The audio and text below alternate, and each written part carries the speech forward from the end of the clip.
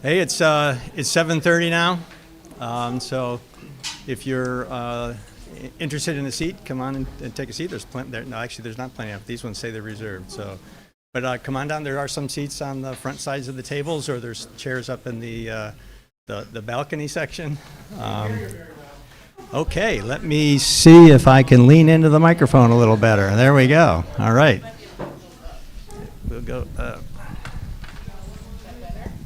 It'll stay. All right, is that better? All right, so thank you everyone for coming. I would like to open the informational meeting for the town of Essex. This date, March 4th, which is a command, right? March 4th, 2024. Thank you all for coming.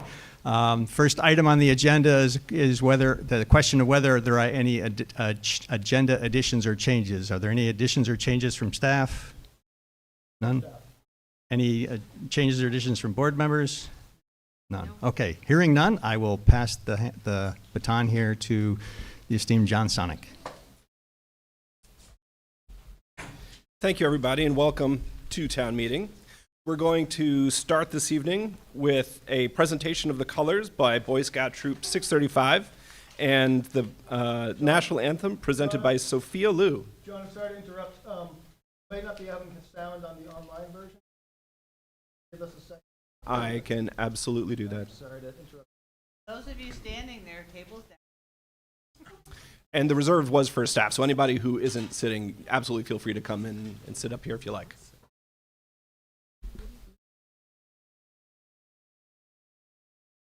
Hear us online now?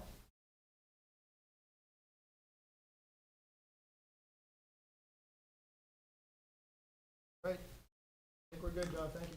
All right, very well.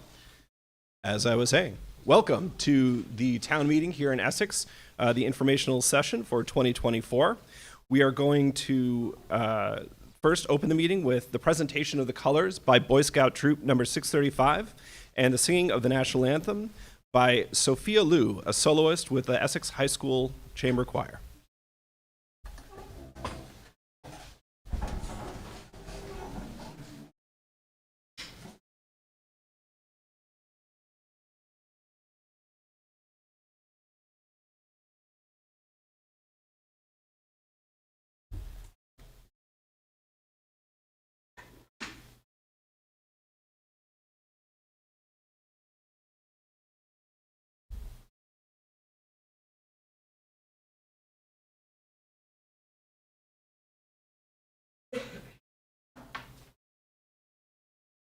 Oh, say, can you see by the dawn's early light what so proudly we held at the twilight's last gleaming, whose broad stripes and bright stars through the perilous fight o'er the ramparts we watched were so gallantly streaming, and the rockets' bright glare, the bombs bursting in air, gave proof through the night that our flag was still there. Oh, say does that star-spangled banner yet wave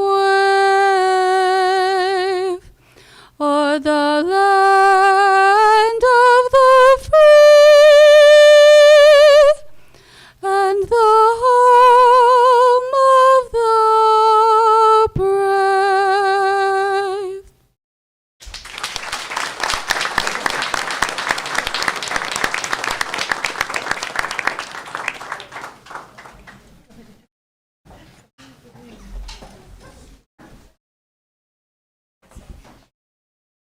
Thank you very much. We would also like to start this meeting thanking Girl Scout Troop number 61845 for greeting everybody and making us all a little chunkier, at least opportunistically so. Let me see here. And the students from the Essex High School Student Government for serving soup to start off our evening.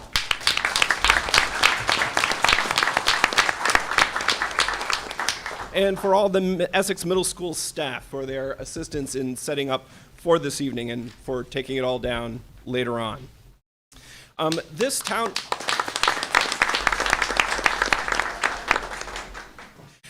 town informational hearing is being live streamed by Town Meeting TV, and so thank you all for coming here and being a part of that. It is also being streamed on Zoom, so if you are here on Zoom, when it comes to part of the meeting where if you'd like to ask a question, at the bottom of your window under reactions, if you click on that, you'll see a little hand icon. Click there, and what we'll try to do is rotate between one person on Zoom and then one person here in the house, and hopefully we'll get through everybody in that way. Okay. Let's see. All right, so now if we could do some introductions. First, let's go through the select board members. We have Chair Andy Watts, Vice Chair Tracy Delphia, Clerk Kendall Chamberlain, Ethan Lawrence, and Dawn Hill Fleury. For town staff, we have the town manager Greg Duggan, Deputy Town Manager Marguerite Ladd, Finance Director Dan Roy, and we have a number of department heads with us here this evening in the audience. Also in the audience, joining us, is representing Chittenden North District, Senator Irene Renner.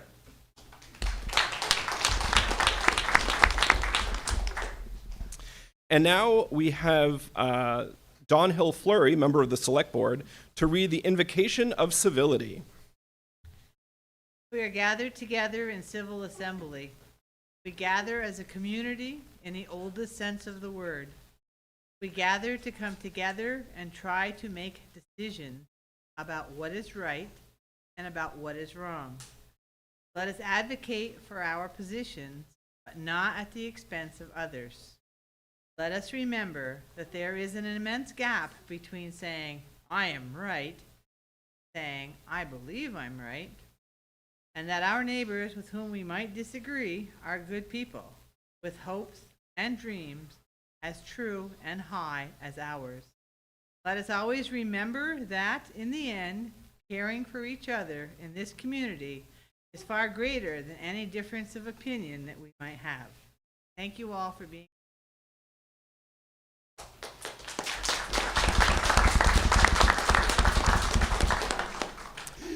One thing that maybe not everybody remembers is that this is a different style of town meeting than we've had in the past.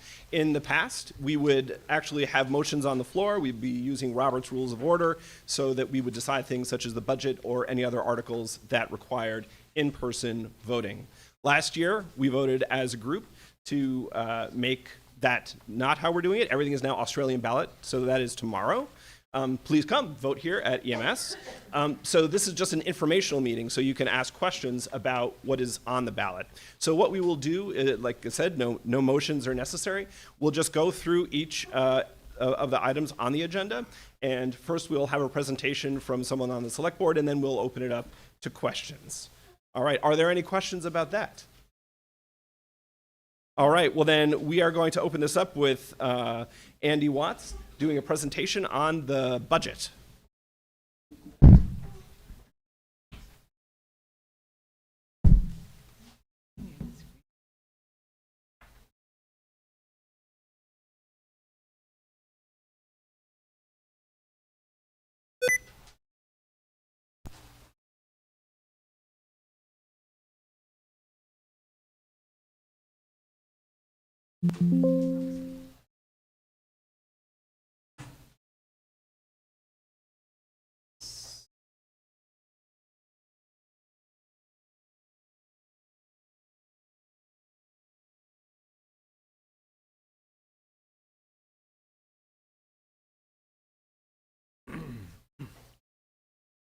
That's not what I'm seeing out.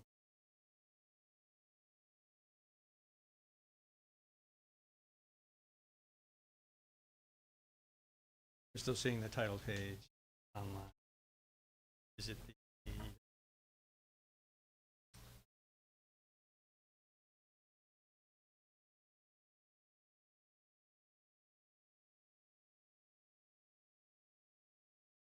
One of the fun parts about doing this for the first time in a new place.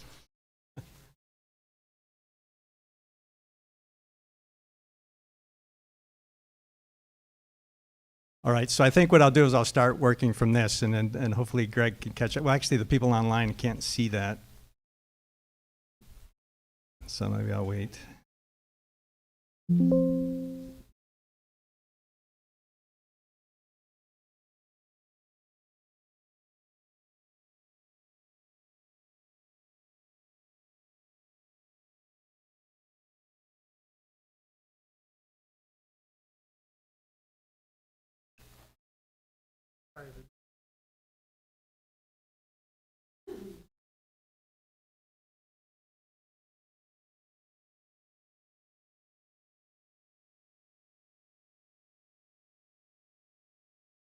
All right.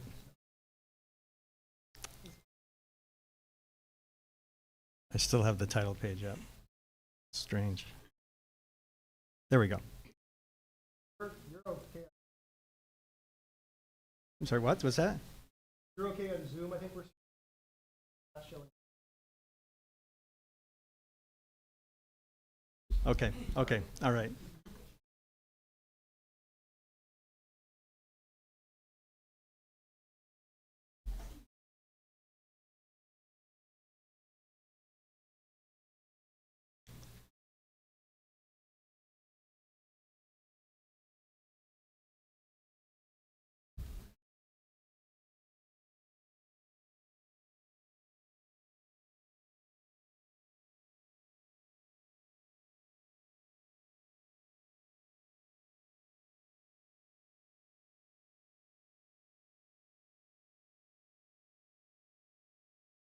It looks like I'm seeing the same thing you are, yep.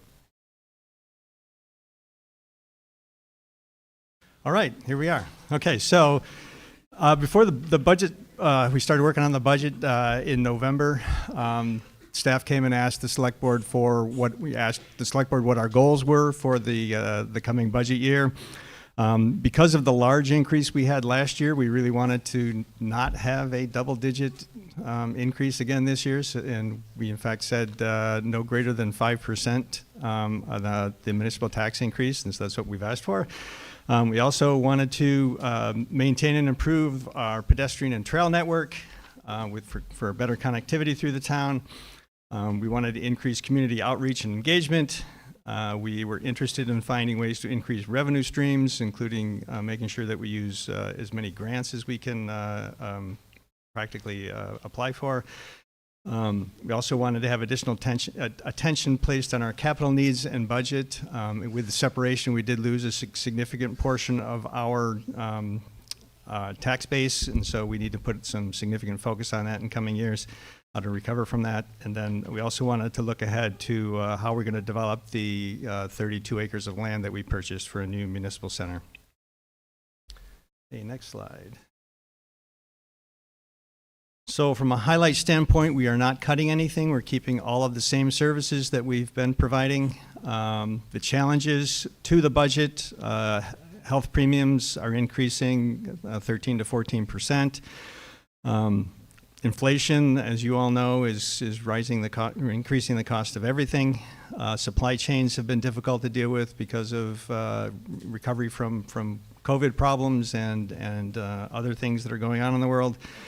For the police department, we are not defunding the police department, but we are not fully funding it. The police department does have authorization to hire their complete staff, but we're budgeting at 90%. So if, and this would be a great thing if they were able to do it, we were able to fully staff, they would have to come to us and ask for that additional 10%, which we would very likely give them. But it's only budgeted at 90% to avoid having excess fund balance at the end of the year, and also to bring the budget down. Dispatch, on the other hand, is funded at 100%. That has in the past also been budgeted at 90%, but we are fully staffed in dispatch right now, so we're keeping it that way and making sure we've fully funded that. So that actually added some cost this year that we didn't have last year. From a savings and efficiency standpoint, Essex Junction does pay for, I think it's 48% of the police budget, plus another 3% or 3.5% of overhead cost for the police department. So part of our we get a significant piece of revenue from them. And also, one of the things we did this year to keep costs down or increases down this year is we level funded the capital fund, which we will have to address in future years. Next slide.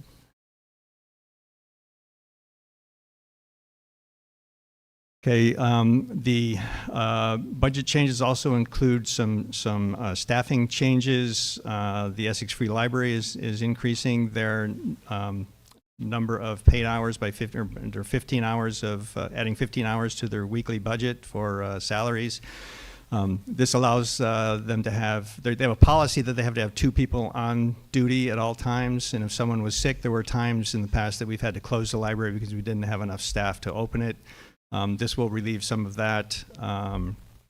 Also help with programming options that we want to put in place, that the library wants to put in place.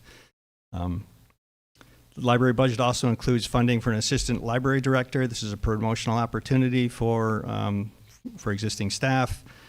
We also have added a part-time administrative assistant. One of the things that the select board keeps telling Greg is that he needs to delegate more. Well, we're going to put somebody in there that he can delegate to, so that he can focus on some of the bigger picture, bigger projects, and things like figuring out how to work the computer during town meeting can be done by an admin instead of by the town manager. We're also adding a part-time trails coordinator to help with that connectivity thing we mentioned earlier. And I actually wanted to thank publicly Kelsey Carpenter, who really brought this up to me during one of our coffee chats, that this is an important thing. And largely because of her comments around that, I've been trying to push on this, and so pretty happy that it's in there. We also shuffled around where some of our employees get paid from. Parks and Rec, and also the water sewer department, they have enterprise funds where fees that they collect pay for the programs. So we've moved some pieces of people's times either in and out of those enterprise funds to balance what the work they're doing, so that's paid from an appropriate source, and also it changes the overall budget number up and down by some amount. We also, with the ending of the agreement on the senior center with the city of Essex Junction, we no longer staff the senior center there. That's fully run by the city of Essex Junction, so we don't need that position anymore. That's been removed from the budget. We've also gone from 3 senior van drivers down to 2, partly because we no longer serve the Essex Junction residents, because they're no longer residents of the town. And we have some better, so anyway, we're down to 2 drivers instead of 3. In the finance department, separation actually wasn't a very easy thing to do in the finance department, because a lot of the effort there, or a lot of the work there was very intertwined, and so we did have some extra funds in the current year's budget, or last year's budget, to pay for some part-time staffing and a consultant to help us with that separation. That's all completed now, and so we don't need those funds anymore. So those have come out. Next slide. The fire department budget, we are increasing the pay rates for per diem firefighters by $1 an hour to better match the rates that we're seeing at other places, and we've also added an incentive to have volunteer coverage on the weekends by having $40 per evening and weekend shifts for 4 volunteers per shift to get better fire support, and also to encourage more volunteers. Utilities clerk in finance had 10% of their salaries and benefits moved into the general fund from the water sewer fund. That's one of those transfers I was talking about, going from an enterprise fund back in the general fund there. In public works, again, we shuffled a few people around. Police department, we didn't shuffle the people around. Their jobs are the same, it's just where the money that pays for them comes from different places. Police department budget includes the elimination of a seasonal records clerk, and the records clerk dispatcher will become solely a records clerk. So we've consolidated some functions there and eliminated the position. The stormwater interns will be paid for the general fund instead of out of stormwater, and then 10% of the GIS coordinator's position is moved into assessing, because about 10% of their work is done to support the assessing department. So just make sure it's funded from the right place. And in this case, because the City of Essex Junction is still paying us for assessing services, the City of Essex Junction is paying for a portion of our GIS service now. Next slide. So one of the things that we're doing is we're using $398,100 of fund balance. Fund balance is money that's left over from prior years. It's underspent money from a prior budget. The select board has a policy that we have 15% of unassigned fund balance for emergency purposes. This came in handy like during storms, like when a road gets washed out, we can repair the road without having to borrow money. So we have that, we have those funds already in our pocket to do that. So that's what that 15% is for.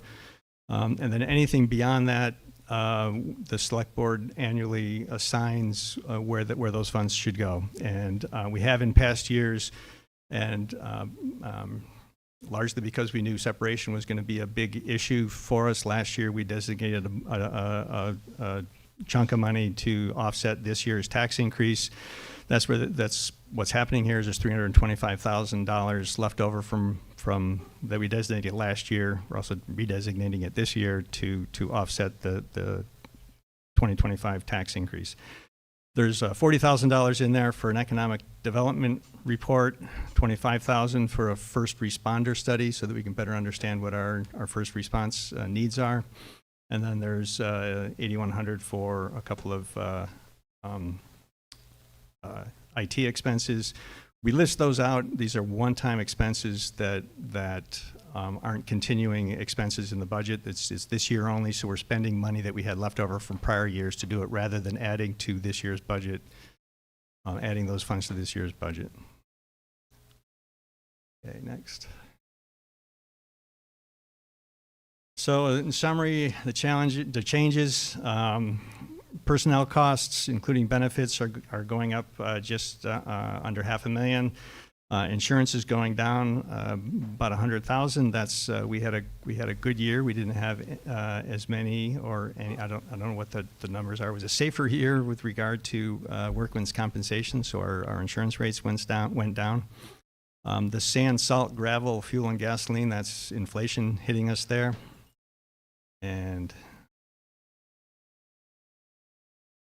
my computer is asking me if I want to leave the meeting.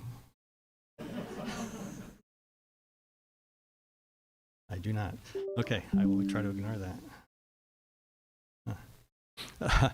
Okay, the professional services, I already mentioned the first responder study and the economic development report. We have an additional vehicle purchase we're making this year, and that was one of those supply chain issues where a car wasn't available in the right year, so we're having to buy it in a later year. Technology subscriptions and licenses keep going up. Our summer construction services are increasing. That's mostly paving. And then the net of all the other increases is $140,000. So there's overall a increase of $705,269. Trying to figure out how to, there we go. Okay. So in summary, the total proposed budget is 16.1 million. The change I just mentioned from the previous slide was 705,000 increase. That's a 4.58% budgetary increase.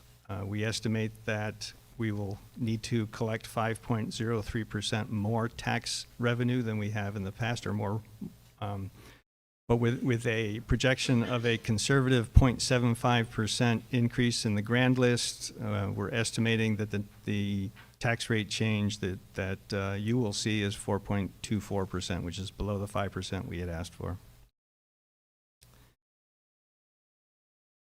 Okay, so if we typically use a $280,000 home as an example for what the dollar amount will be, that's the $280,000 of your assessed value, not your market value. I know everybody's market value is probably much more than, or is probably more than their assessed value.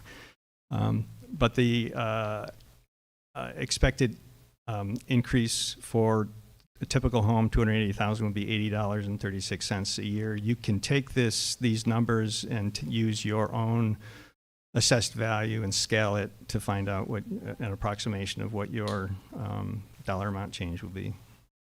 The assumptions that are used here is again a 0.75% grand list growth, the use of $398,100 in fund balance. Again, that's money left over from prior years. This tax rate that's shown, the estimated tax rate for 2025 is 0.7053. That does not include the 3-cent capital tax that was voted last year. It was voted to increase from 2 cents to 3 cents last year. It also includes the local agreement rate, which is 0.002 cents. That includes tax breaks that are given to the veterans. They get, I think, a break on the first $40,000 of their assessed value. And then it also includes the tax agreements that we have with businesses, which we'll talk a little bit about later in one of the other ballot items. Okay, is that it, Greg? Oh, okay. And then as a pie chart, this is where your dollars will go. General government, which is the select board, management, economic development, and finance, is if I look at it right, I think that's the biggest piece. And then public works and police are also pretty large. Culture and recreation, that's the library and parks and rec. And then fire is the next after that, and then there's smaller pieces. And so this again is the pie chart showing where tax dollars go. I think that's the end of the budget.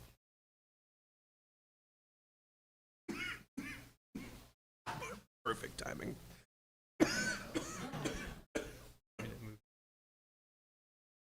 Sure, you can. Another perfect timing. My computer just. So Tammy, you might need to let me back into the meeting, or somebody. not picky. All right. Are there any questions from the floor?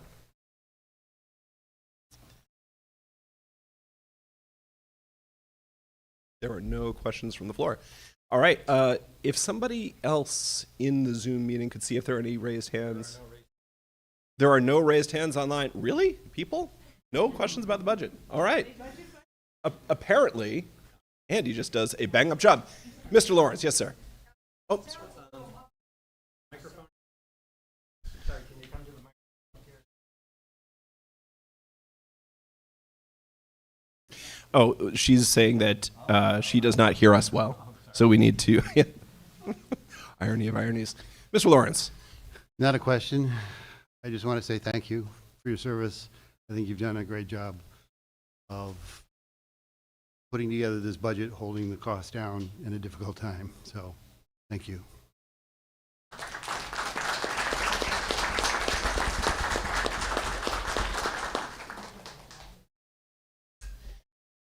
All right, if there are still no Zoom questions, we will move into a presentation, once again by Mr. Watts, on the question of Article 2, shall the town of Essex adopt the proposed 2024 town plan?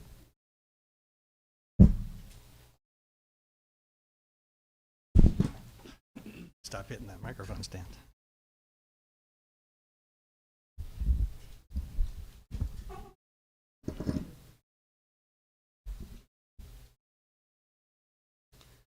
All right, so once a town establishes a town plan, statute says you really need to update it every 8 years, and so we're at 8 years, and that's why there's an update being done here. So the question is, Article 2 on the ballot is, shall a town adopt the proposed 2024 town plan? And next slide. So the town plan is a visionary guiding document. It's really what is used to define what the zoning requirements are and zoning and development regulations are. So it really does say in there what your neighbors can build on their property, kind of thing. And so we did spend a lot of time over the past many months collecting public input on this, and so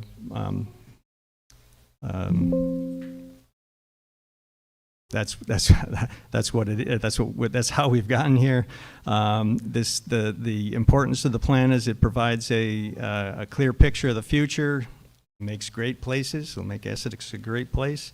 Establishes a transparent and predictable public policy, meaning you can look in the town plan and see where regulations came from, and you can understand that it was voted on by the town, and that's what the town agreed to, and that's why the regulations are the way they are. And then it does also promote wise investment and help manage future costs. Because we have a town plan, we can use it, we can point to it for during grant applications and those things that need to happen to make a town grow and move forward. And so in our case, the town of Essex does require an Australian ballot to approve the town plan. I guess not every municipality does it that way. And so are there, and one thing I wanted to make sure that there were 3 public hearings previously on this topic. 1 by the Planning Commission and 2 by the Select Board, so it's been discussed in many meetings and over the past several months. So I just say, are there any questions?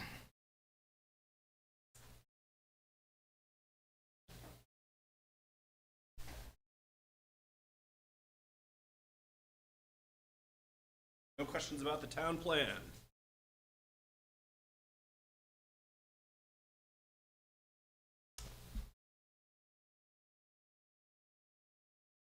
The contents of the town plan were reviewed during the public hearings that were held.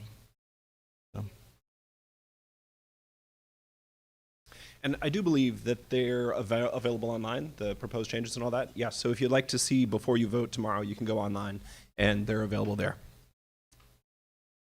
All right, if there is nothing else, then we shall go to Article 3, which is an advisory opinion, which means that someone circulated a petition and got enough signatures to put a question on the ballot for tomorrow. It's asking for a particular step to be taken. It is an advisory opinion only, so it'll give the select board the sense of the town, and then they can choose to act on it as they will. Article 3 reads as follows.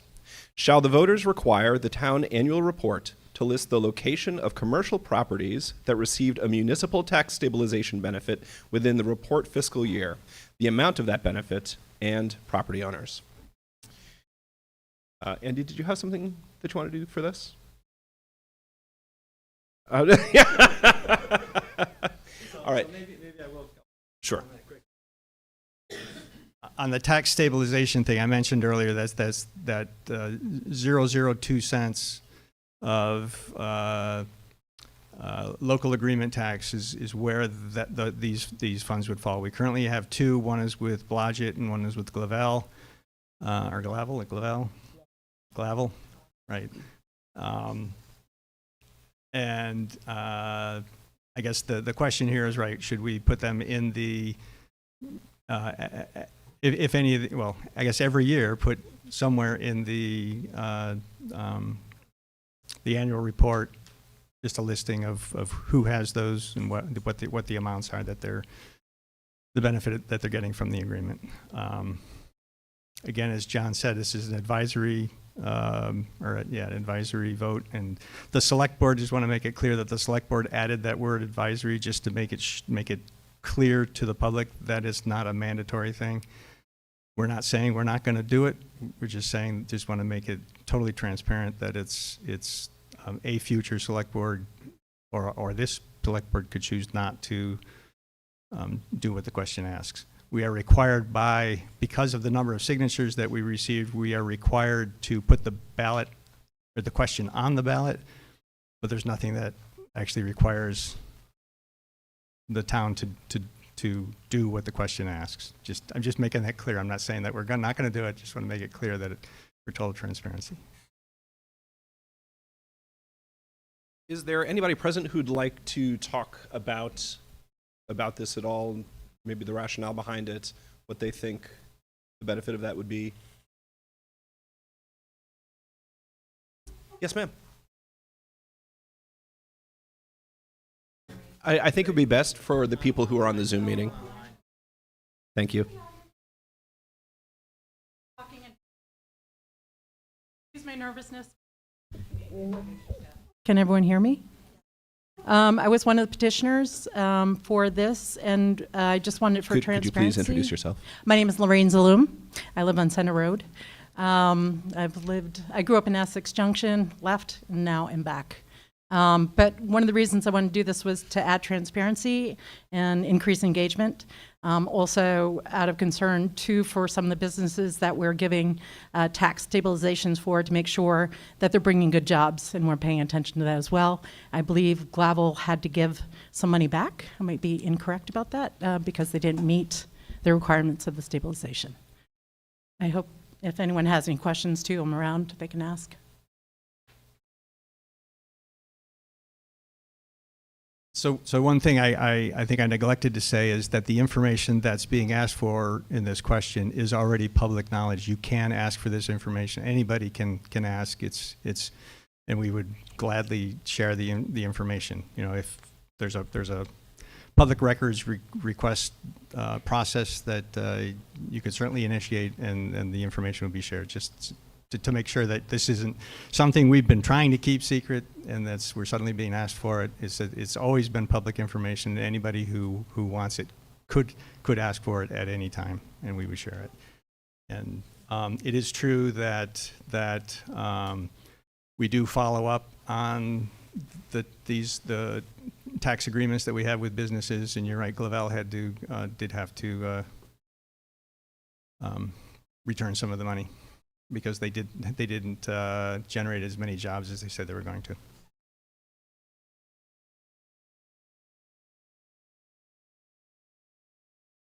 All right, I don't see anything right now on Zoom. Are there no further questions or comments?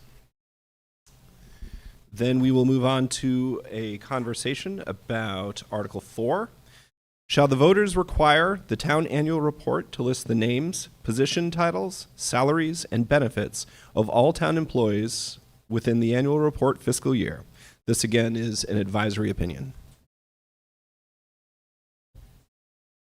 And again, this is completely public information. Anybody who wants this information can ask for it. Again, it's not something we've been hiding. It's always been public information.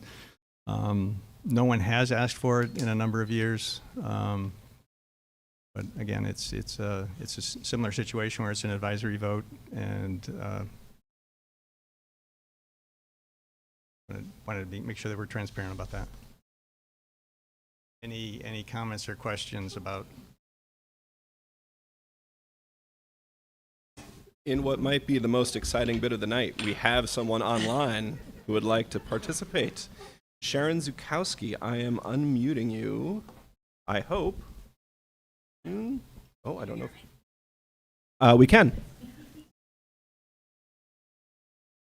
Go ahead.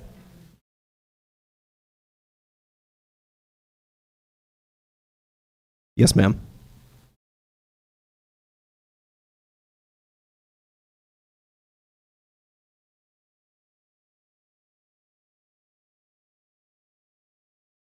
Decades. And as it being easy to get this information, I know that other people have asked for it, even select board members, and it really hasn't been received to them in a way that's readable or possible to even understand. So I think that may be the reason that the petition was put forth. So, Thank you. Did anybody have trouble hearing that? So, Ms. Zukowski, I'll try to recap this, and if I miss anything, please feel free to say it, and I'll say it again to the crowd who's here. She said that, in her opinion, it has been difficult to get the information in a way that she thinks is easily readable and searchable.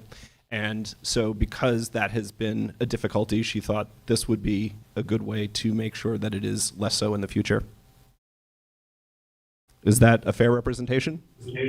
yes, thank you very much. Okay, very good.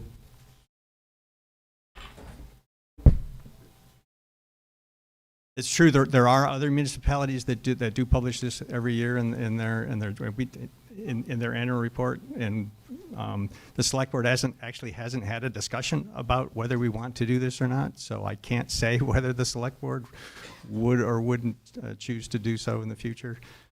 With regard to I think the request that Sharon is referring to, I'm aware, but I'm not going to spill the beans as to who this individual is, that a request was made in the past, and the response they got, they were unhappy with.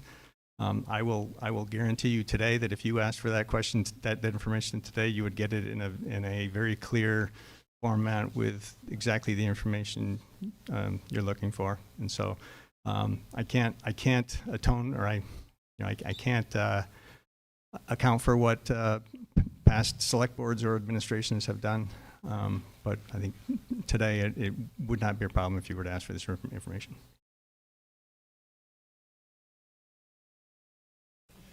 Come on up, Lorraine.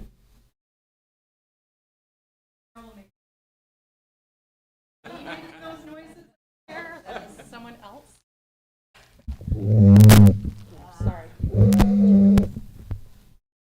Lorraine Zaloom, again, Center Road. Again, I'm one of the petitioners for this as well. And I wanted to do this because as a female and having been slighted in my salary in the past, I've worked in male-dominant fields for most of my life and have just made some discoveries that were very unpleasant, that were based on my gender. So I would like this to also help protect our staff. And we also, many municipalities publish online. We checked. The state also publishes. All the state workers online have been doing so for years.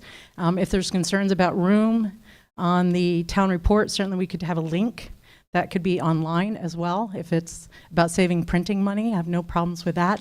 But I really want it for transparency and to understand how competitive we are as well. Certainly the fire department, I think we were probably underpaying, and I think that's important for us to be able to check that out as citizens. And in terms of requesting the information, I think it's easier and less work for our staff if they don't have people having to request information as well. So it's to reduce staff time too. I hope people support this, and I hope the select board will consider it. Thank you. Is there anybody else who would like to speak?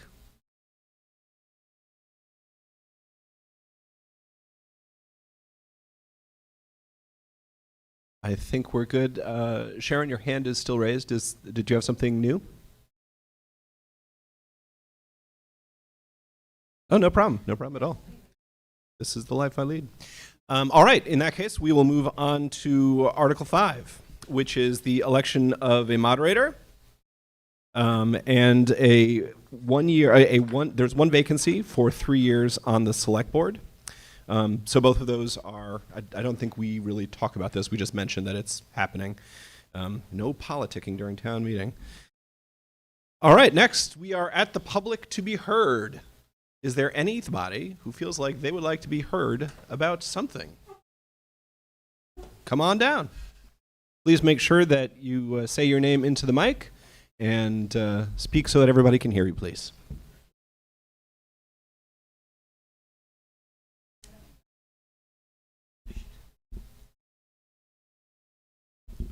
Francis Raymond.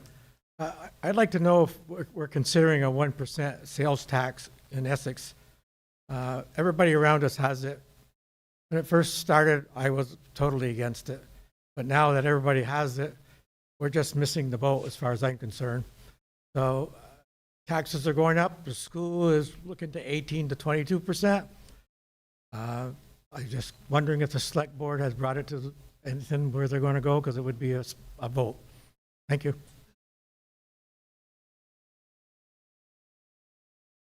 So we haven't had an official discussion on that, but I do believe that it will be on the table. We will be bringing it up, especially since we bought 32 acres of land and we'll need to figure out how to put buildings on it at some point. So I think it, and also in order to address our capital needs, I mentioned earlier that with the Essex Junction leaving the town, we lost 41% of our tax base. So we lost 41% of our capital tax revenue. That was largely why we asked for a 1 cent increase in the capital tax last year.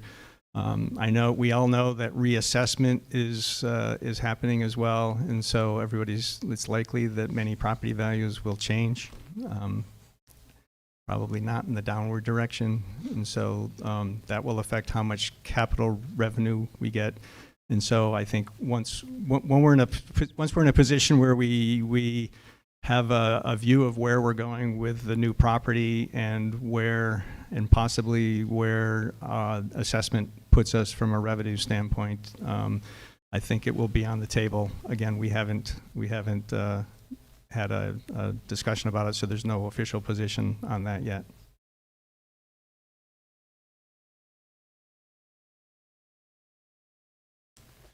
Is there anybody else who would like to speak? Come on down.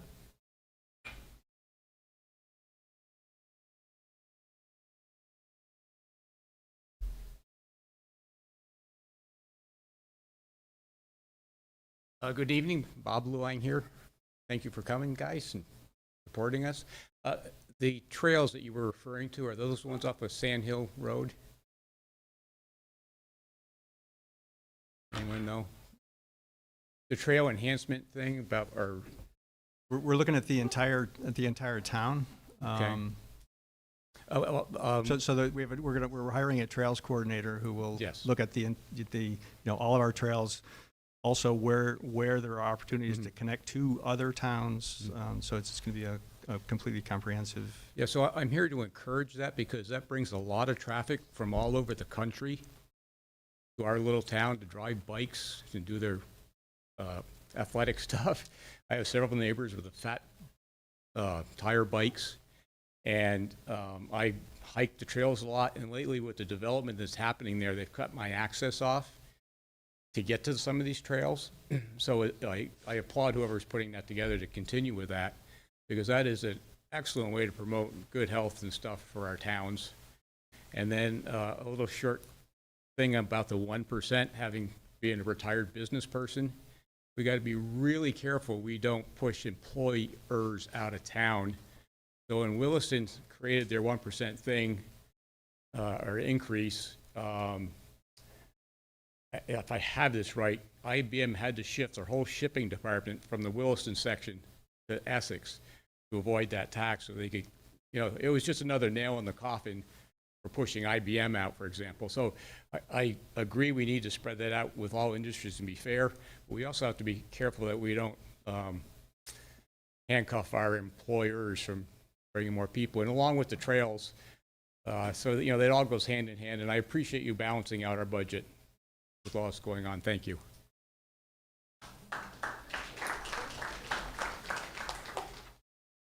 All right, come on up. You say your name into the mic so everyone can hear. Yeah, I'm Bruce Post, 1 Cindy Lane. Andy, you mentioned the upcoming reappraisal of houses. What is your schedule for considering a policy about that? Because as you know, housing prices have been rather dynamic in the last 4 years. My retirement income hasn't been quite as dynamic. So, I mean, we could tax all that increased value and get a nice windfall, but it's going to come out of my pocket. So I'm just wondering about the philosophy you're going to adopt, or whether you haven't even thought about it yet. So when a reassessment takes place, it doesn't affect the budget. So we currently have a $16.1 million budget that we have proposed, and it's being supported by a $10.5 million or so, or is it 15? I forget the grand list. If that grand list then becomes 28 million, you still divide by 16.1 million, and so the anticipation, or the way that it's revenue neutral. Your assessed value will go up, but the tax rate will go down, except for the capital tax, which is 3 cents. So the capital tax, the amount you pay on capital tax, will scale directly with the change in your assessment. That's one of the reasons why we want to know how reappraisal is going to affect us, because we don't know how much additional capital tax we'll gain simply from reassessment, because that's going to be a straight line increase for everybody. When was the last time we did a reappraisal or reassessment? 2007. And at that time, we adopted the revenue neutral policy. So I hear you saying that's your intent here, and that's fine with me. So thank you, but we'll stay tuned.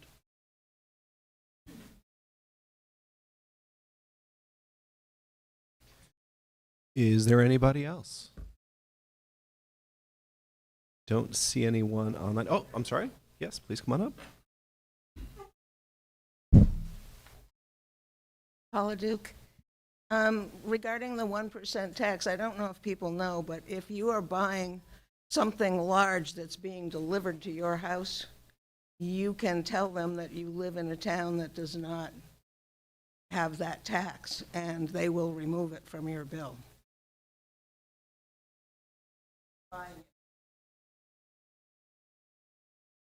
Thank you, Paula. Just to piggyback on that, it is also true if you use the last 4 digits of your zip code, so your zip 9, a lot of times because of the way that they generate tax and they calculate the tax revenue, they won't add it in the first place. But thank you, that's a great point. So I got to tell you a story. My wife and I got takeout from Suko Thai the other night, and they contracted with a third party to do their online ordering. And their online ordering added the 1 cent tax. And so I went, when I picked up my food, I complained about it, and they said, well, that's a third party. We can't, they took the money, we don't have it, we can't refund it to you, but I'll get it from the state eventually. But there are still businesses out there that don't understand, or especially if they're online. If you find them, please let town staff know and or the state, because I was surprised that this far along, I'm still finding that that people still do turn over that extra penny. And it's an odd thing that it becomes important if we enact our own to make sure that that penny is going to the right municipality. And so it's really actually been fortuitous that we didn't go in lockstep with the junction, because there could have been plenty. Lowe's for weeks insisted that they were in Essex Junction, and we finally convinced them that they were not. And so anyway, if you find places that are still charging that, the state will go after them and get it corrected. And there is an ugly process to get that money back, and in my case it was like 36 cents, but it would cost me whatever a postage stamp costs now, because it's a paper form that you have to file to get it. So it cost me more than it was worth to get the money back. But.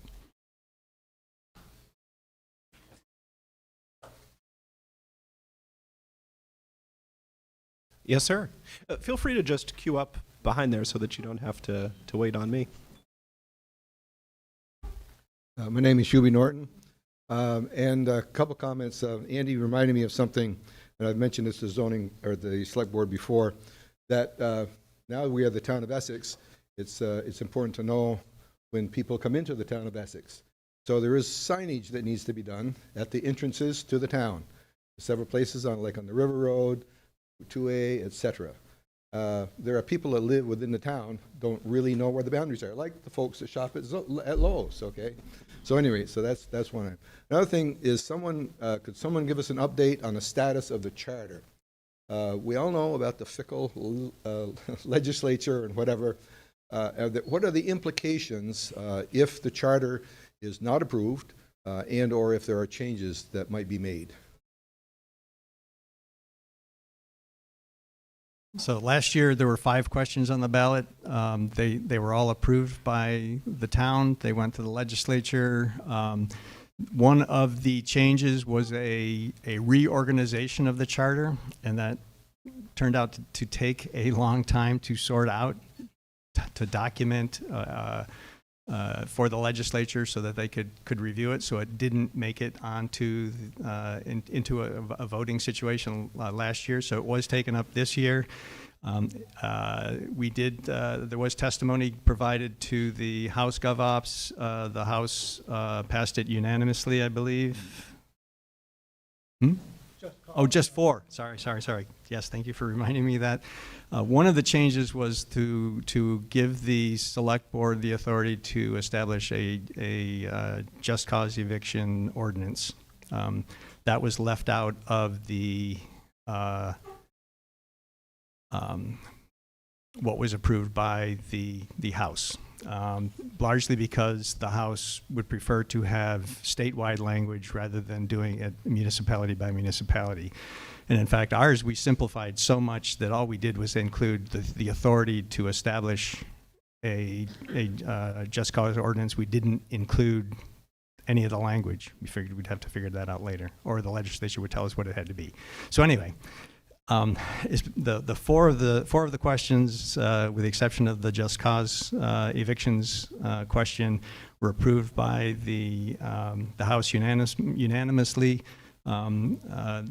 Testimony has been given to the Senate GovOps.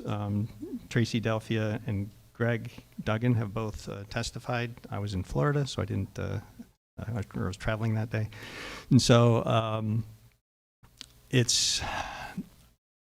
I don't know. You want to go ahead, Greg or Tracy? Do you want to comment on where it is? I can speak to my.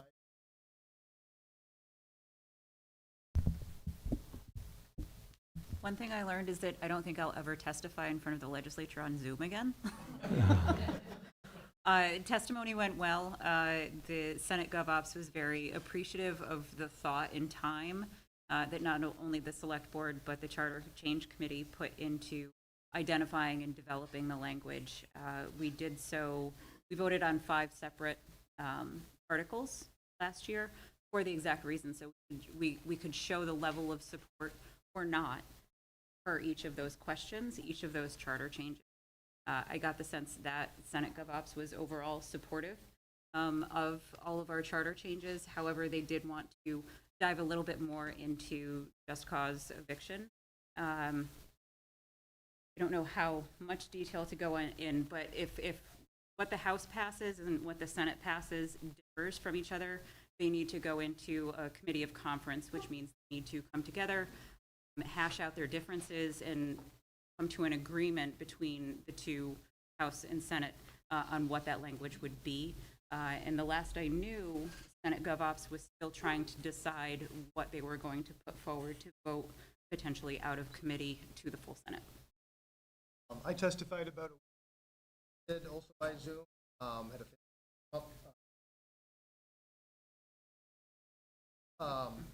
and so my testimony was answered questions about how those I proposed out of the number of review had proposed toward questions. I was told there wasn't a lot of indication one way or the other. So I had forward with the questions by voters, how they were proposed.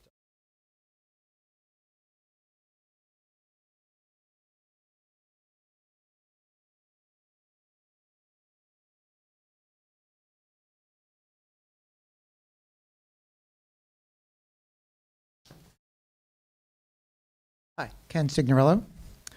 I want to stress how important it is for folks to take a look at the town plan if they can tonight, before they vote on it tomorrow. It is a rather important document. It's going to set the stage for 8 years, possibly a more important vote than your budget, which affects 1 year. If you were to read it, you would notice, I just heard Mr. Norton talk about signage necessities. That is one of the action items that the commission that I serve on, the Economic Development Commission, put into the town plan as an action item. So that's the kind of thing you'll see in there if you jump to each section and read through some of the action items.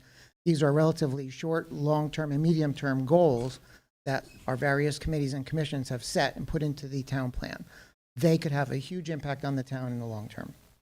So please take a look at that town plan. It's a long document. I know that.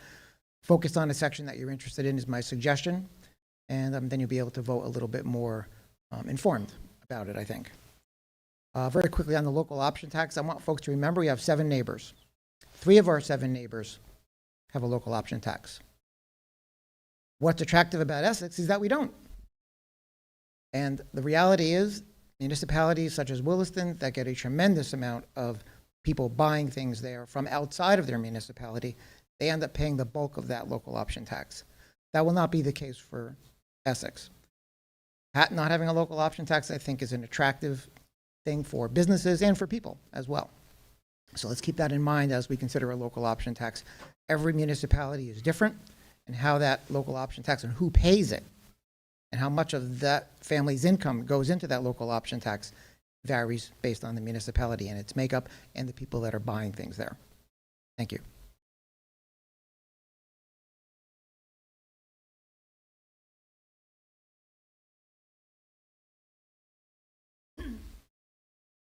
Hello, I'm Mary Post, and I want to speak to everyone here, including the public, about something that's very important to me. I'm interested in Indian Brook, our Indian Brook Park, and the fact that dogs are allowed to run free. And this really bothers me because I remember, I think it was a couple years ago, people went to the select board to talk about how what they thought about Indian Brook, and there were several of them that said that they were afraid to go there. They couldn't go there because they had, one man was a brittle diabetic. There are elderly that if they get knocked over, they're afraid they're going to, break a hip. And they don't dare go to the park because there are exuberant dogs that will come and maybe jump on you, or if they go running by you because they're chasing each other, they can knock you over. And then plus there are dogs, like I love dogs. We've always had dogs. But we've had some dogs that if they are on a leash, but other dogs aren't, and the other dogs come up to them, then there can be a fight because they get stressed being on a leash while the others aren't. There's all these problems. So the way I see it is right now, we have a whole group of people in Essex that are not going to be able to use the park. The dogs get to use the park off leash. And the other people that are healthy and not afraid of dogs, they get to use the park. But anybody that has a health problem or is afraid of dogs or has little tiny dogs that have been pounced on, I don't think anybody's been attacked. But, they're afraid to go to the park. So right now you've got 1/3 of, well, not a whole third, but you've got some of the population that can't use this park. If dogs had to be on a leash in the park, everyone in Essex can use the park just by having those dogs be leashed. So I really would like everyone to get involved in this if you're interested. And we've got to do something to have, I guess it would be the rec department, pay attention. I believe that it's a decision of the rec department. And I really would like it to be a decision of the community. And I would like to see, they're doing a lot of work on trails now, trying to make people get outside, enjoy this community. And we still have a group, probably the most important group, that needs to get out because a lot of them are elderly, they're alone, and if they can go out walking with people, I used to work for a service for a while where I would do that, take people out for walks, but that would be a place I couldn't go. And so I just think it would be really nice as a community if we cared for every single person in this community, including our dogs, and we all can enjoy the park. Thank you. Thank you, ma'am.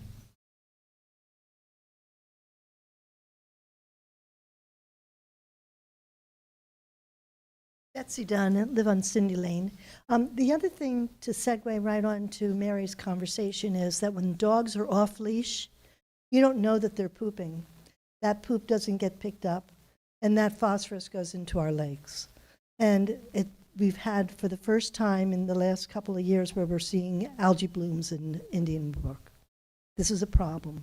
And I think that no one minds holding their dog. It can be a nice length leash, but I think that it's important. And I wish that when they made these new rules for the park, that they had asked us all about it. Thank you.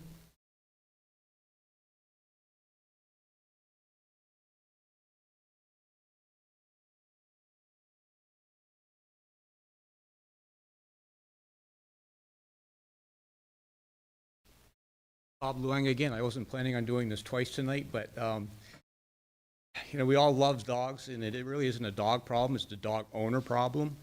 And when they defecate all over the property and that bacteria goes down, and then the kids can't swim in that stuff, that's really what concerns me most. So I completely agree with all the other comments. I've been there a lot. I get the season pass every year, and we enjoy it, and I put my boat in, and I've been run over by the dogs and this and that, and it's rather rude, I think, when dog owners bring their dogs and don't control them. So it's not the dog's fault, and I want to make that really clear, because I love dogs. And so I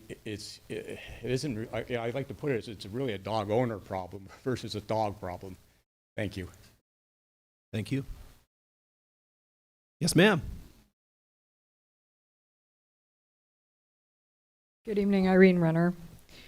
To follow up on H518, which is the bill with the charter changes, I believe.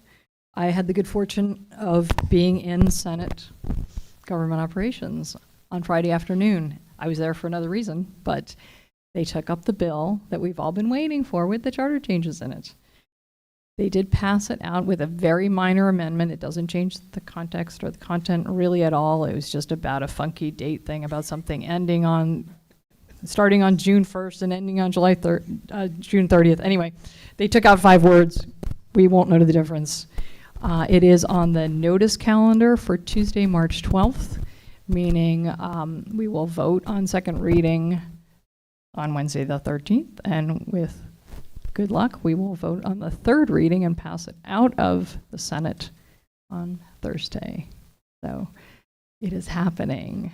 Thank you.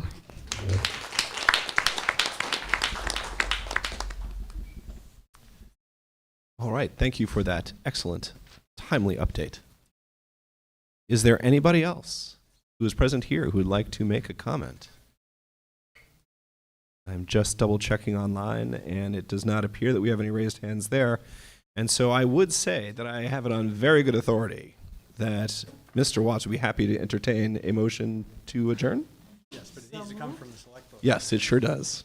I make adjourn this to 4 a.m., 7 a.m.